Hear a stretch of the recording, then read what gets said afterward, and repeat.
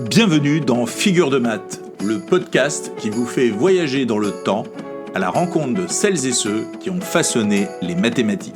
Aujourd'hui, plongeons dans le monde du 0 et du 1, là où tout devient calcul, transmission, traitement. Voici Claude Shannon, un mathématicien américain de génie, l'homme qui a posé les bases de l'ère numérique en jouant avec des interrupteurs. Claude Shannon naît en 1916 dans le Michigan, aux États-Unis. Enfant, il démonte tout ce qu'il trouve. Radio, moteur, téléphone. Il aime les énigmes logiques, les puzzles mécaniques et les codes secrets. Il fait des études en mathématiques et en ingénierie électrique, deux mondes qu'il va réconcilier. En 1937, à 21 ans, il rédige un mémoire incroyable. Il démontre que l'on peut traduire la logique mathématique en circuit électrique. Exemple, une porte OU devient un interrupteur parallèle. Une porte ET devient un interrupteur en série.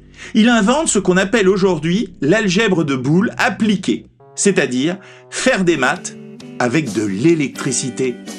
Tous les ordinateurs que tu connais utilisent cette idée. Shannon est le père de la logique numérique. Mais son chef-d'œuvre, c'est en 1948 qu'il le publie. A Mathematical Theory of Communication, ou en français, théorie mathématique de la communication. Il pose une question simple et géniale.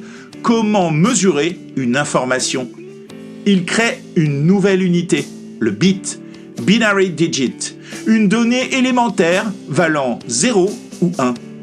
Il démontre que toute information, texte, son, image, vidéo, peut être codée par une suite de bits. Il fonde les notions de capacité de transmission, combien d'infos peut-on faire passer, de redondance, combien d'infos sont utiles, de bruit, quelles données sont corrompues, de compression, comment dire plus avec moins, et de cryptage, comment rendre un message illisible.